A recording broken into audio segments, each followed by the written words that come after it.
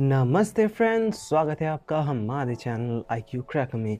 आज हम लोग पढ़ने वाले हैं केमिकल कैरेक्टरिस्टिक्स ऑफ वाटर के बारे में। तो बिना किसी देरी के चलिए शुरू करते हैं।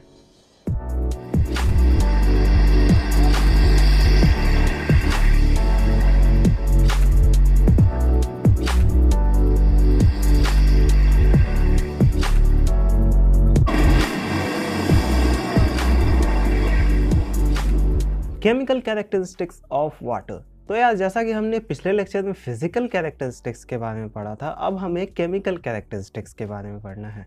तो वाटर का केमिकल कैरेक्टरिस्टिक्स जो है उसको जानने के लिए हमें उसमें केमिकल टेस्ट काफ़ी सारे परफॉर्म करने पड़ते हैं, तभी हमें उसका केमिकल कैरेक्टरिस्टिक्स के बारे में अच्छे से पता चलता है। केमिकल टेस्ट को परफॉर्म करने से दोस्तों हमें ये पता लगता है कि वाटर के अंदर कितना केमिकल मौजूद है या फिर वाटर कितना पॉल्यूटेड है। केमिकल टेस्ट को परफॉर्म करने से दोस्तों हमें वाटर के केमिकल कैरेक्टरिस्टिक्स के बारे में पता चलता है। फॉर एग्जांपल आप देख सकते हैं क्या क्या केमिकल कैरेक्टरिस्टिक्स होते हैं वाटर के। सबसे पहले आता है टोटल सॉलिड्स, फिर आता है हमारा हार्डनेस, फिर आता है दोस्तों क्लोराइड कंटेंट्स, फिर आता है डिसॉल्व्ड गैसेस, फिर पीएच वैल्यू आता है दोस्तों, फिर नाइट्रोजन एंड इट्स कंपाउंड्स आता है, iron and manganese, arsenic, dissolved oxygens, lead, copper, fluoride contents. ये सभी जो है हमारे वाटर के केमिकल कैरेक्टरिस्टिक्स होते हैं जो हमें पता चलते हैं कब, जब हम लोग उसमें केमिकल टेस्ट को परफॉर्म करते हैं। तो दोस्तों हमें इन केमिकल कैरेक्टरिस्टिक्स को थोड़ा सा डिटेल में जानने की ज़रूरत है, तभी हमें पता चले किस तरह का केमिकल टेस्ट इसमें परफॉर्म किया जाता है। तो चलिए शुरुआत करते हैं सबसे पहले केमिकल कैरेक्टरिस्टिक्स ऑफ वाटर से, जो कि है हमारा टोटल सॉलिड्स। तो टोटल सॉलिड्स हमारा क्या होता है, चलिए देखते हैं। टोटल सॉलिड्स दोस्तों दरअसल हमारे वाटर में मौजूद इम्प्योरिटीज़ को कहा जाता है। इम्प्योरिटीज़ जो है दोस्तों वो मैंने पिछले लेक्चर्स में पढ़ाया हुआ है, वाटर में क्या क्या इम्प्योरिटीज़ प्रेजेंट होते हैं। सबसे पहला इम्प्योरिटी है दोस्तों सस्पेंडेड इम्प्योरिटीज़ एंड दूसरा है हमारा डिसॉल्व इम्प्योरिटीज़। तो दोस्तों यहाँ पर बस इम्प्योरिटीज़ को सॉलिड के नाम से बुलाया जा रहा है, तो यहाँ पर कंफ्यूज नहीं होना है। यहाँ पर हमारा इम्प्योरिटीज़ ही है जो हमें यहाँ पर फाइंड आउट करना है। अब टोटल इम्प्योरिटीज़ यानी कि टोटल सॉलिड्स जो है वो हमारा कब आएगा, जब हम लोग suspended solids and dissolve solids को सम कर देंगे। तो दोस्तों हमें सॉलिड्स को सम करने से पहले हमें सॉलिड्स को वाटर से निकालने की ज़रूरत है, तो हमें वाटर से उसे पहले सेपरेट करना होगा। तो सबसे पहले दोस्तों हम लोग देख लेते हैं कि सस्पेंडेड सॉलिड्स को वाटर से कैसे अलग किया जाता है। तो दोस्तों अगर कोई गंदा पानी है उसको अगर आप एक फ़िल्टर पेपर से पास करते हैं तो उसमें क्या होता है, हमारा सस्पेंडेड सॉलिड्स फ़िल्टर पेपर में अटक के रह जाता है। तो वो होता है दोस्तों हमारा सस्पेंडेड सॉलिड्स जो हमारे वाटर से अलग हो जाता है, तो उसे हम लोग अलग करके एक जगह रख लेंगे। फिर हमारा जो डिसॉल्व सॉलिड्स होता है दोस्तों वो वाटर में घुला हुआ रहता है, इसलिए हम लोग उसे ऐसे ही कोई फ़िल्टर पेपर से तो निकाल नहीं सकते, इसलिए हमें वाटर को इवापोरेट करना पड़ता है। वाटर इवापोरेट होने के बाद जो सॉलिड्स दोस्तों हमारे बच जाते हैं वो होते हैं हमारे डिसॉल्व सॉलिड्स। और दोस्तों इसके बाद हम लोग दोनों सॉलिड्स के वेट को सम करते हैं, तो हमें टोटल जो है वेट मिल जाता है, टोटल सॉलिड्स का वज़न जो है हमें मिल जाता है। अब दोस्तों अगर हमारे पानी में सॉलिड्स प्रेजेंट होंगे तो उसके कई सारे साइड इफ़ेक्ट्स भी हो सकते हैं। फॉर एग्जांपल सबसे पहले तो उस पानी का टेस्ट ख़राब हो सकता है, वो पानी दिखने में गंदा हो सकता है, काफ़ी सारे डिजीज़ेज़ भी काउज़ कर सकता है, और साथ ही साथ वो पाइपों में इनक्रस्टेशन यानी कि कोरोजन फॉर्म कर सकता है। तो ये सभी कुछ जो है साइड इफ़ेक्ट्स हो सकते हैं अगर हमारे वाटर में सॉलिड्स प्रेजेंट हो।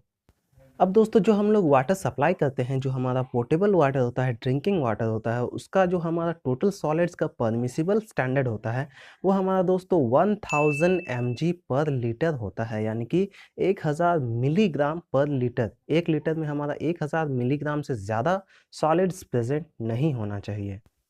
तो दोस्तों ये था हमारा टोटल सॉलिड्स। अब हमारा नेक्स्ट आता है हार्डनेस। तो हार्डनेस ऑफ वाटर क्या होता है, चलिए देखते हैं। तो दोस्तों कभी कभी आपने देखा होगा कि जो हिली एरियाज होते हैं वहाँ पर कई सारे ऐसे हैंडपंप्स होते हैं जहाँ से हमें हार्ड वाटर देखने को मिलता है, यानी कि थोड़ा कसेला टाइप का उसका टेस्ट होता है उस पानी का।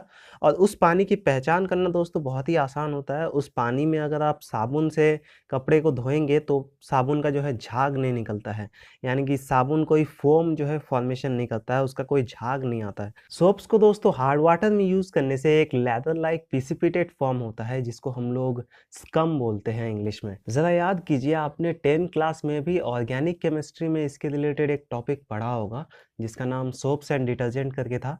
तो उसमें भी हार्ड वाटर के बारे में डिस्कस किया गया था। तो दोस्तों आखिर ये हार्ड वाटर क्या होता है, वाटर हार्ड क्यों हो जाता है, ये हम लोग अभी जानने वाले हैं। तो दोस्तों जब हमारा बरसात होता है तो हमारा पानी जो है अंडरग्राउंड में चला जाता है और अंडरग्राउंड में दोस्तों दुनिया भर की ऐसी चीज़ें होती है जो कि पानी में डिज़ोल्व हो जाती है।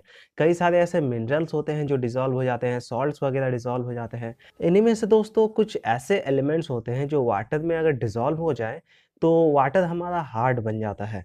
इनमें से कुछ एलिमेंट्स के नाम है दोस्तों कैल्शियम एंड मैग्नीशियम। तो ये आमतौर पर जो है पत्थरों में देखने को मिलते ही हैं। तो जब कैल्शियम एंड मैग्नीशियम हमारे वाटर में डिसॉल्व हो जाते हैं तो वाटर जो है वो हार्ड हो जाता है। अब दोस्तों जो वाटर का हार्डनेस है वो भी दो तरह का होता है। पहला है दोस्तों टेम्पररी हार्डनेस और दूसरा है परमानेंट हार्डनेस। तो दोस्तों सबसे पहले बात करते हैं वाटर के टेम्पररी हार्डनेस के बारे में। तो दोस्तों जो वाटर का टेम्पररी हार्डनेस होता है ना, वो कॉज होता है हमारा bicarbonates of calcium and magnesium ions की वजह से। बहुत ही इंपॉर्टेंट पॉइंट है दोस्तों, bicarbonates of calcium and magnesium ions की वजह से वाटर में टेम्पररी हार्डनेस कॉज होता है। ओके, टेम्पररी हार्डनेस में हमारा bicarbonates of calcium and magnesium ion की जरूरत पड़ती है। इसका केमिकल इक्वेशन दोस्तों आप अपने स्क्रीन पर देख सकते हैं। और ये जो टेम्पररी हार्डनेस ऑफ वाटर होता है दोस्तों, ये टेम्पररी इसलिए माना जाता है क्योंकि इसे हम लोग आसानी से रिमूव कर सकते हैं by boiling the water. Water को उबालने से दोस्तों ये हार्डनेस जो है आसानी से रिमूव हो जाता है, इसलिए इस तरह के हार्डनेस को हम लोग टेम्पररी हार्डनेस बोलते हैं। टेम्पररी हार्डनेस हमारा bicarbonates of calcium and magnesium ion की वजह से फॉर्म होता है। तो दोस्तों ये था हमारा टेम्पररी हार्डनेस ऑफ वाटर। अब हम लोग बात करते हैं परमानेंट हार्डनेस ऑफ वाटर के बारे में। तो दोस्तों जो हमारा परमानेंट हार्डनेस ऑफ वाटर होता है ना, ये कॉज होता है हमारा chlorides and sulphates of calcium and magnesium ions की वजह से। तो क्लोराइड्स और सल्फेट्स जो होते हैं कैल्शियम और मैग्नीशियम के, वो क्या क्या होते हैं? कैल्शियम सल्फेट हो गया, कैल्शियम क्लोराइड हो गया, मैग्नीशियम सल्फेट हो गया, मैग्नीशियम क्लोराइड हो गया। तो इन सभी चीज़ों की वजह से जो हमारे वाटर में हार्डनेस होता है ना, वो हमारा परमानेंट हार्डनेस कॉज होता है। तो chlorides and sulphates of calcium and magnesium जब हमारा आ जाएगा वाटर में, तो वो वाटर हमारा परमानेंटली हार्ड वाटर हो जाएगा और इस वाटर को हम लोग सिंपली बॉयल करके ट्रीट नहीं कर सकते हैं। इस तरह के हार्डनेस को रिमूव करने के लिए दोस्तों हमें कुछ स्पेशल ट्रीटमेंट्स का यूज़ करना पड़ता है, जो कि हम लोग आगे आने वाले लेक्चर्स में पढ़ेंगे। फिलहाल के लिए आप जान लीजिए कि हमारा जो परमानेंट हार्डनेस ऑफ वाटर होता है, इसके लिए हमें स्पेशल ट्रीटमेंट यूज़ करने की ज़रूरत पड़ती है, जो कि टेम्पररी हार्डनेस में नहीं था। ओके, तो ये कुछ डिफरेंस है। आप इसका डिफरेंस जो है अपने स्क्रीन पर देख सकते हैं। अब चलिए दोस्तों बात करते हैं हार्ड वाटर के कुछ साइड इफ़ेक्ट्स के बारे में। तो सबसे पहला साइड इफ़ेक्ट तो है दोस्तों कि इसका टेस्ट कसेला टाइप का होता है, बैड टेस्ट होता है। फिर अगर आप इसको खाना-वाना बनाने में यूज़ करते हैं तो इसमें काफ़ी सारे स्केल फॉर्मेशंस आपको देखने को मिल सकते हैं। व्हाइट-व्हाइट टाइप के स्केल्स जो है वो फॉर्म हो सकते हैं और ये जो है कोरोजन काउज़ कर सकता है, आपके पाइपलाइन में इंक्लूजन काउज़ कर सकता है। फिर दोस्तों ये ड्रिंकिंग पर्पस में या फिर वॉशिंग पर्पस में यूज़ में नहीं लाया जा सकता है इस वाटर को। तो दोस्तों अगर हम लोग यहाँ पर परमिसिबल स्टैंडर्ड की बात करें, चलिए एग्जांपल ले लेते हैं CaCO3 यानी कि कैल्शियम कार्बोनेट का। तो दोस्तों अगर हमारे 1 लीटर पानी में 0 से लेके 75 मिलीग्राम तक का कैल्शियम कार्बोनेट मिलता है, तो उसे हम लोग सॉफ्ट वाटर बोलते हैं। लेकिन दोस्तों अगर वही हमारा 75 टू 150 मिलीग्राम पर लीटर हो जाता है, तो उसे हम लोग मॉडरेटली हार्ड वाटर कहते हैं। फिर 150 टू 300 मिलीग्राम पर लीटर में हम लोग उसे हार्ड वाटर कहते हैं और 300 से अबव होने से दोस्तों उसे हम लोग वेरी हार्ड वाटर कहते हैं। तो टेबल देख लीजिए। तो दोस्तों ये था हमारा हार्डनेस ऑफ वाटर। अब हमारा नेक्स्ट केमिकल कैरेक्टरिस्टिक्स आता है क्लोराइड कंटेंट्स इन वाटर। तो दोस्तों जो हमारा क्लोराइड्स होता है वो वाटर में नेचुरली जो है पाया ही जाता है। रॉ वाटर जो होता है उसमें क्लोराइड की मात्रा जो है थोड़ी मोड़ी होती ही है नेचुरली। लेकिन दोस्तों अगर ये क्लोराइड्स की मात्रा बहुत ही ज़्यादा है हमारे पानी में, तो ये हमारे हेल्थ के लिए हानिकारक हो सकता है। अगर किसी वाटर सोर्स में दोस्तों हाई क्वांटिटी ऑफ क्लोराइड पाया जा रहा है, तो इसका सीधा-सीधा मतलब है कि वो वाटर पॉल्यूटेड है। हो सकता है कोई इंडस्ट्रियल वेस्ट या फिर सीवेज वगैरह कोई भी ह्यूमन एक्टिविटीज़ की वजह से जो वेस्ट निकलते हैं, वो सब जो है वाटर में डिस्पोज़ किए गए हों, जिसकी वजह से दोस्तों वाटर में क्लोराइड्स की क्वांटिटी बहुत ही ज़्यादा बढ़ गई है। अब दोस्तों वाटर में क्लोराइड्स की क्वांटिटी को पता करने के लिए उसे लेबोरेटरी में टेस्ट किया जाता है और इसके लिए दोस्तों silver nitrate and potassium chromate use किया जाता है। जब दोस्तों वाटर में सिल्वर नाइट्रेट को ऐड किया जाता है प्रॉपर कॉन्सेंट्रेशन के साथ, तो हमारा जो वाटर होता है दोस्तों उसमें एक रेडिश ब्राउन टाइप का प्रिसिपिटेट फॉर्म होने लगता है, और इसी से दोस्तों हमें पता चलता है कि वाटर में आखिर कितना क्लोराइड मौजूद है। तो दोस्तों चलिए अब हम लोग जान लेते हैं कि अगर हमारे वाटर में एक्सेस अमाउंट ऑफ क्लोराइड्स मौजूद है तो उसके क्या क्या साइड इफेक्ट्स हो सकते हैं। तो दोस्तों अगर हमारे वाटर में क्लोराइड्स प्रेजेंट है तो वाटर का टेस्ट जो है वो ख़राब हो सकता है। वाटर जो है पाइप्स को कोरोड कर सकता है, इंक्लूजन काउज कर सकता है पाइप्स में। और दोस्तों जो हमारे बॉयलर्स होते हैं उनमें स्केल फॉर्मेशन भी हो सकता है अगर हमारे वाटर में क्लोराइड कंटेंट्स हो तो। और बाद बाकी तो ये हमारे हेल्थ के लिए हानिकारक होता ही है, और मैंने ये पहले ही बताया हुआ है कि ये अगर एक्सेस अमाउंट में प्रेजेंट हो तो ये काफ़ी सारे डिजीज़ काउज कर सकता है ह्यूमन बॉडी को, ह्यूमन हेल्थ को। तो दोस्तों इसलिए हमें क्लोराइड कंटेंट को ध्यान में रख के वाटर को सप्लाई करना चाहिए। तो दोस्तों जो हमारा परमिसिबल स्टैंडर्ड होता है क्लोराइड कंटेंट्स का इन वाटर, वो होता है दोस्तों 250 ppm। तो दोस्तों ये था हमारा क्लोराइड कंटेंट्स इन वाटर। अब हमारा नेक्स्ट कैरेक्टरिस्टिक्स आता है डिसॉल्व गैसेस। तो चलिए देखते हैं कि डिसॉल्व गैसेस आखिर क्या होते हैं हमारे वाटर में। अब दोस्तों जो हमारा प्योर वाटर होता है वो अपने आप में ही ऑक्सीजन एंड हाइड्रोजन गैस से मिलकर के बना हुआ होता है। अब दोस्तों जो हमारा पोर्टेबल वाटर होता है उसमें हाइड्रोजन एंड ऑक्सीजन के अलावा भी बहुत सारे ऐसे गैसेस हैं जो कि मौजूद होते हैं। फॉर एग्जांपल उसमें हाइड्रोजन सल्फाइड होता है, मीथेन होता है, कार्बन डाइऑक्साइड होता है, क्लोरीन होता है। तो ये सभी जो गैसेस है उसमें मौजूद कैसे होते हैं ये हम लोग चलिए जान लेते हैं। अब दोस्तों अगर वाटर के मॉलिक्यूलर लेवल में आप बात करेंगे तो वाटर में जो है काफ़ी सारे मॉलिक्यूलर गैप्स मौजूद होते हैं, और उन गैप्स में जो है ये गैसेस आसानी से घुस जाते हैं, जिसकी वजह से ये गैसेस जो है वाटर में डिसॉल्व हो जाते हैं।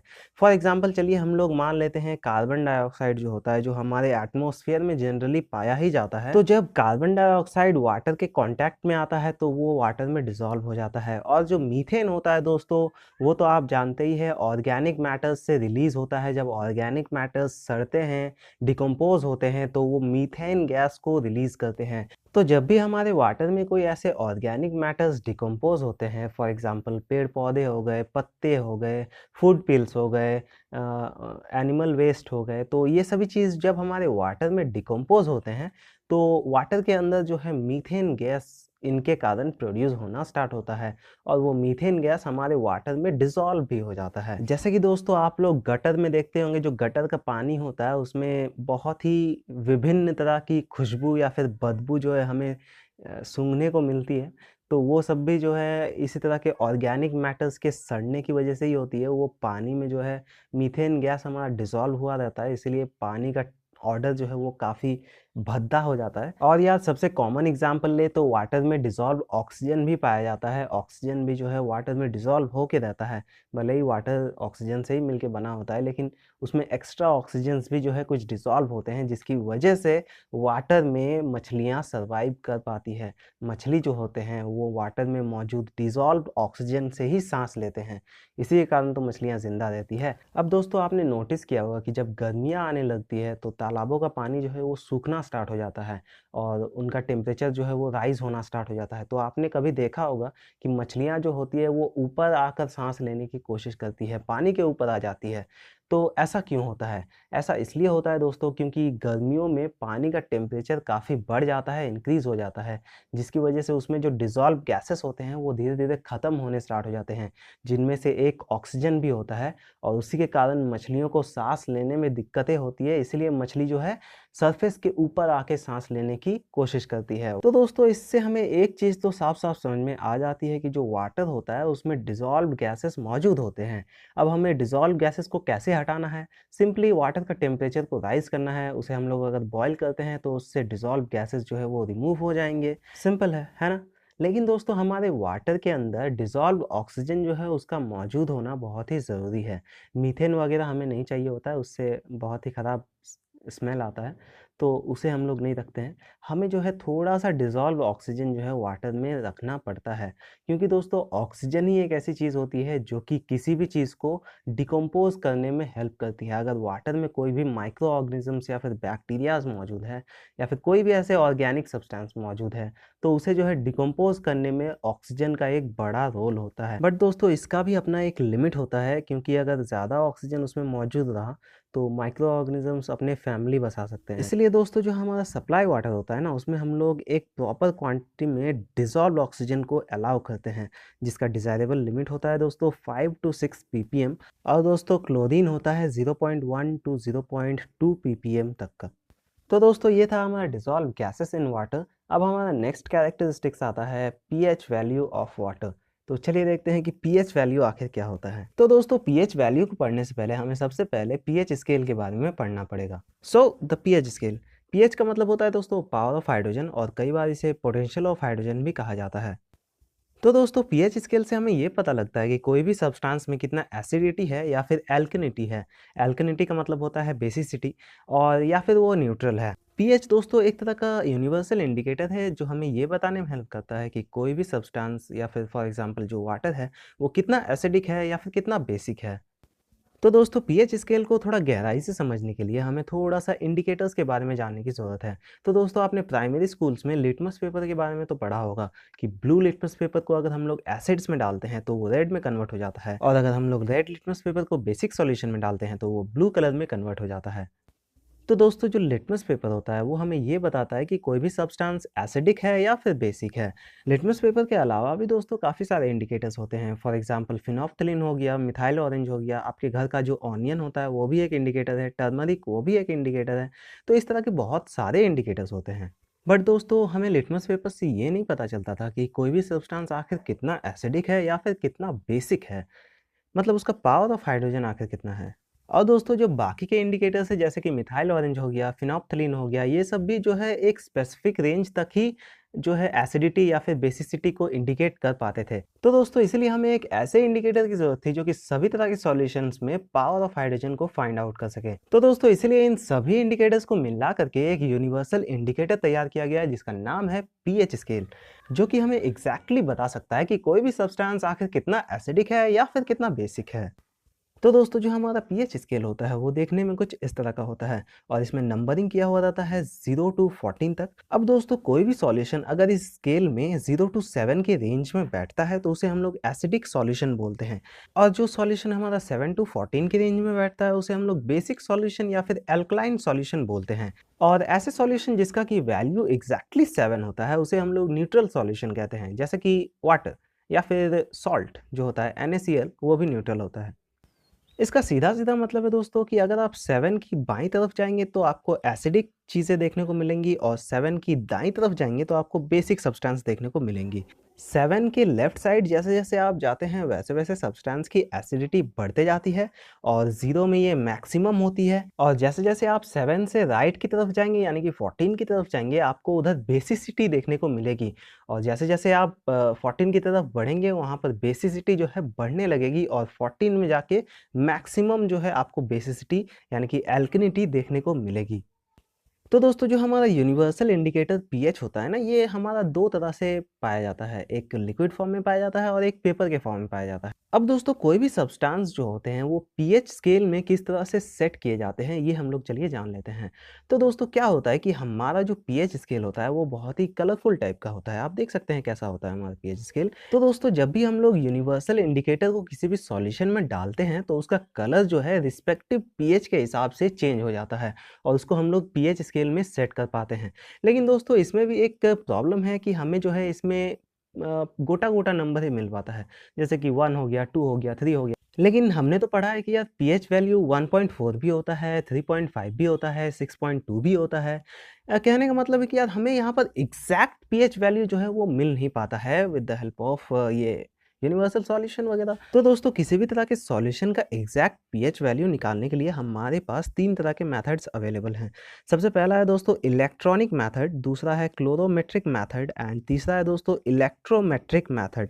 टेंशन मतलब हमें एक ही पढ़ना है, जो कि है इलेक्ट्रोमेट्रिक मेथड। अब जो दोस्तों इलेक्ट्रोमेट्रिक मेथड होता है इसमें हमारे पास एक पीएच मीटर होता है, जो कि एक मशीन टाइप का होता है, तो उसमें हमें आसानी हो जाती है एग्जैक्ट पीएच वैल्यू को निकालने में।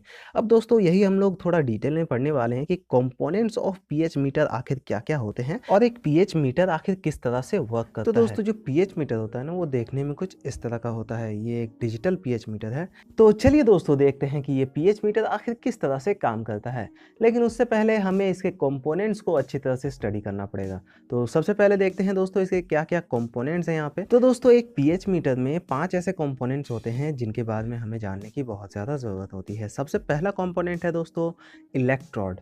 तो दोस्तों यहाँ पर जो इलेक्ट्रोड यूज़ हुआ है ये ग्लास इलेक्ट्रोड है। एक और टाइप का इलेक्ट्रोड होता है दोस्तों जिसको हम लोग कैलोमेल इलेक्ट्रोड बोलते हैं। तो फिलहाल हमारे पास यहाँ पर एक ग्लास इलेक्ट्रोड मौजूद है इस पीएच मीटर में। फिर दोस्तों यहाँ पर आप देख सकते हैं ये जो स्विच है इसको हम लोग सिलेक्टर स्विच बोलते हैं। फिर उसके जो बाजू में स्विच है इसको टेम्परेचर कंट्रोल के लिए होता है ये। फिर उसके बाजू में जो है ये कैलिब्रेशन कंट्रोल के लिए ये स्विच होता है। और लास्ट में जो एक स्विच है दोस्तों ये एक ज़ीरो सेट नाम करके स्विच होता है। ये भी एक्चुअली कैलिब्रेशन कंट्रोल के लिए ही होता है। तो चलिए देखते हैं कि आखिर ये पीएच मीटर किस तरह से ऑपरेट किया जाता है, यानी कि इसका वर्किंग प्रोसीजर कैसा है। सबसे पहले तो दोस्तों इस इंस्ट्रूमेंट को यूज़ करने के लिए हमें मेन स्विच को ऑन करना पड़ता है। अब मेन स्विच मत पूछिए कहाँ होता है, ये बोर्ड में होता है जहाँ पे आप इसे प्लग इन करते हैं। फिर दोस्तों इसको हम लोग 15 मिनट के लिए वार्म अप होने देते हैं, यानी कि मशीन को थोड़ा गर्म होने देते हैं। इसके बाद आता है दोस्तों calibration and working process of pH metre. इसको समझाने के लिए दोस्तों मैंने एक वीडियो अटैच किया हुआ है, आप चाहे तो इसे देख सकते हैं। मैंने इसे थोड़ा सा फास्ट फॉरवर्ड कर दिया है क्योंकि वीडियो बहुत ही लंबा हो रहा था, तो थोड़ा सा आप मैनेज कर लीजिए। Calibration and working of pH metre. किसी भी सैंपल के पीएच को मेजर करने से पहले सबसे पहले हमको पीएच मीटर को कैलिब्रेट करना होता है ताकि हम उस सैंपल के पीएच को एक्यूरेटली मेजर कर सकें। तो इसके लिए हमको स्टैंडर्ड पीएच 7 और पीएच बफर टैबलेट की रिक्वायरमेंट होती है। ये जो आप कंटेनर देख रहे हैं, इस कंटेनर में स्टैंडर्ड बफर टैबलेट है ऑफ पीएच 4, जिससे हमने स्टैंडर्ड बफर सॉल्यूशन बनाया है ऑफ पीएच 4। इसके लिए हमने एक टैबलेट को 100 ml डिस्टिल्ड वाटर में डिसॉल्व किया है as per the instruction given in the container. वैसे ही हमने स्टैंडर्ड बफर सॉल्यूशन बनाया है of pH 7 by using standard buffer tablet of pH 7। अब हम calibration of pH meter start करते हैं। तो सबसे पहले हम इलेक्ट्रोड को डीप करेंगे in the standard pH 7 buffer solution और उसके बाद टेंपरेचर नॉब को सेट करेंगे 25 डिग्री सेल्सियस और the temperature of the buffer solution, और उसके बाद हम फंक्शन नॉब को रोटेट करेंगे टू द पीएच मोड।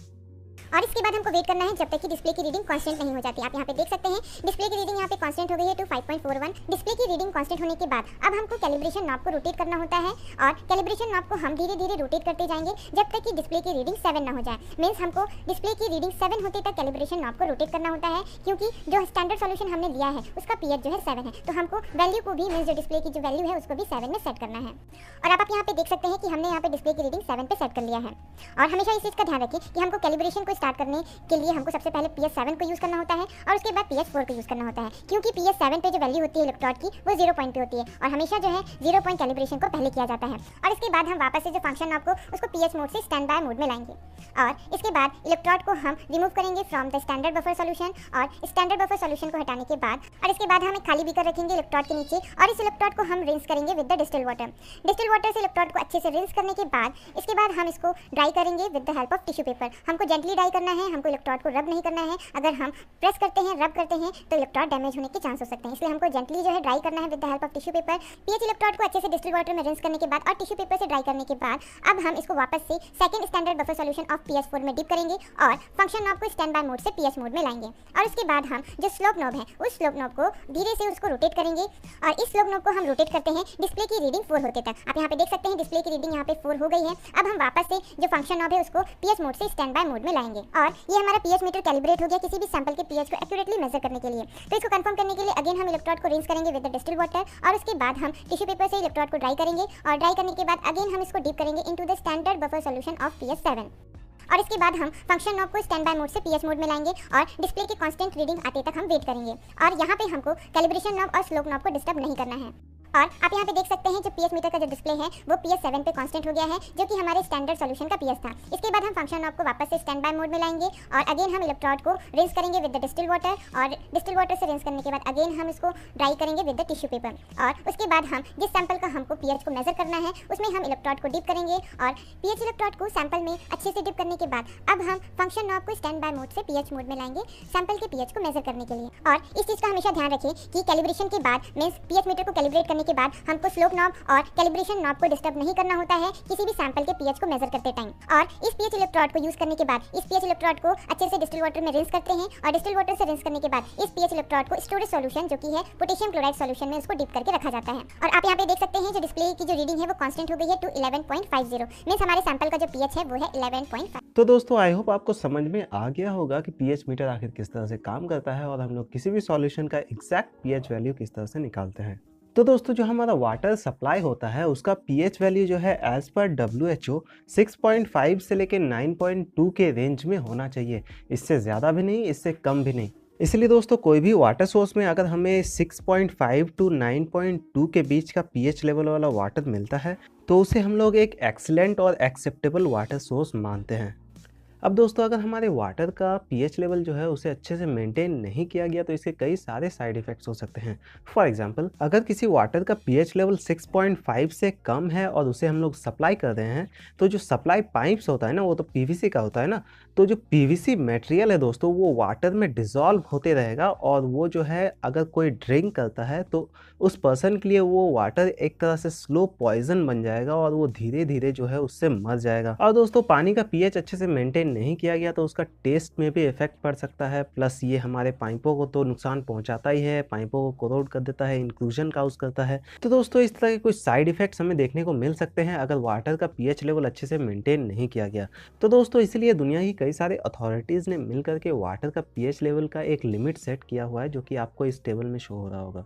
तो दोस्तों ये था हमारा पीएच ऑफ वाटर। तो चलिए अब हम लोग आगे बढ़ते हैं अपने नेक्स्ट केमिकल टेस्ट की ओर जो कि है नाइट्रोजन एंड इट्स कंपाउंड्स। तो दोस्तों जो नाइट्रोजन है ना वो हमारे एटमॉस्फेयर का तो एक मेन कंपोनेंट है ही, साथ ही साथ वो वाटर में भी जो है मौजूद होता है, लेकिन ये फ्री स्टेट में मौजूद नहीं होता है, ये कंबाइंड स्टेट में यानी कि कंपाउंड फॉर्म में मौजूद होता है। तो दोस्तों जैसे कि ये सभी कंपाउंड्स आपको दिख रहे हैं जैसे कि फ्री एमोनिया है, एल्बुमिनोइड नाइट्रोजन है, नाइट्रेट है, नाइट्राइट है, तो ये सभी जो कंपाउंड्स है दोस्तों ये हमारे वाटर में कंपाउंड्स के फॉर्म में मौजूद होते हैं। तो दोस्तों इन सभी का एक एक्सेप्टेबल लिमिट होता है, तो चलिए देख लेते हैं कि कितना लिमिट में हमारा ये सभी चीज़ मौजूद होना चाहिए हमारे वाटर में। तो दोस्तों जो हमारा फ्री एमोनिया है वो 0.15 ppm से ज़्यादा मौजूद नहीं होना चाहिए वाटर में। और दोस्तों जो नाइट्रेट है वो हमारा 45 ppm से ज़्यादा नहीं होना चाहिए और नाइट्राइट जो है वो होना ही नहीं चाहिए। और दोस्तों जो एल्ब्यूमिनॉइड नाइट्रोजन है जिसको हम लोग ऑर्गेनिक नाइट्रोजन भी बोलते हैं, ये जो है हमारा दोस्तों वाटर में मौजूद प्लांट्स एंड एनिमल्स जो होते हैं ना, फंगस वगैरह, उनको बोला जाता है। तो ये तो सप्लाई वाटर में मौजूद होने ही नहीं चाहिए, ये भी नील यानी कि ज़ीरो ही होने चाहिए, ये मौजूद उसमें नहीं होने चाहिए। और दोस्तों इसके अलावा भी वाटर में कई सारे ऐसे एलिमेंट्स मौजूद होते हैं। फॉर एग्जांपल आयरन होता है, मैंगनीज होता है, लेड होता है, कॉपर होता है, इस तरह के कई सारे मटेरियल्स होते हैं, आर्सेनिक भी होता है। तो दोस्तों इन सभी के डिज़ायरेबल लिमिट्स आप अपने स्क्रीन पर देख सकते हैं। तो ये दोस्तों सभी केमिकल कैरेक्टरिस्टिक्स के डिज़ायरेबल लिमिट्स है। और दोस्तों इससे कई सारे ऑब्जेक्टिव क्वेश्चंस भी एग्जाम्स के लिए बन जाते हैं। कई बार पीएच वैल्यू का डिज़ायरेबल लिमिट एग्जाम में पूछा गया है, हार्डनेस का डिज़ायरेबल लिमिट पूछा गया है, टोटल सॉलिड्स का भी पूछा गया है। तो ये थोड़ा सा इंपॉर्टेंट है, आपको थोड़ा सा जो है रिवाइज करने की ज़रूरत है। तो दोस्तों यही था हमारा केमिकल कैरेक्टरिस्टिक्स ऑफ वाटर। आगे आने वाले लेक्चर्स में हम लोग बायोलॉजिकल कैरेक्टरिस्टिक्स ऑफ वाटर के बारे में पढ़ने वाले हैं। दोस्तों अगर आपको इस लेक्चर का PDF फॉर्मेट चाहिए तो आप इसके लिए इस टेलीग्राम चैनल को ज्वाइन कर सकते हैं। यहाँ पर आपको सभी लेक्चर्स के PDF फॉर्मेट मिल जाएंगे। तो टेलीग्राम में आप पर जाकर सर्च कीजिए IQ क्रैकर या फिर डायरेक्टली मैं आपको नीचे में डिस्क्रिप्शन में उसका लिंक दे दूंगा, आप वहां से भी जाकर के इस चैनल को ज्वाइन कर सकते हैं। तो दोस्तों आई होप आपको आज का वीडियो पसंद आया होगा। अगर आपको हमारा ये वीडियो पसंद आया है तो प्लीज़ इस वीडियो को अपनी तरफ से एक लाइक ज़रूर करें और शेयर करें अपने सभी फ्रेंड्स के साथ और सब्सक्राइब करके घंटे के बटन को दबाएं ताकि आगे आने वाली वीडियोज़ आप मिस ना कर सकें। धन्यवाद दोस्तों हमारा ये वीडियो देखने के लिए।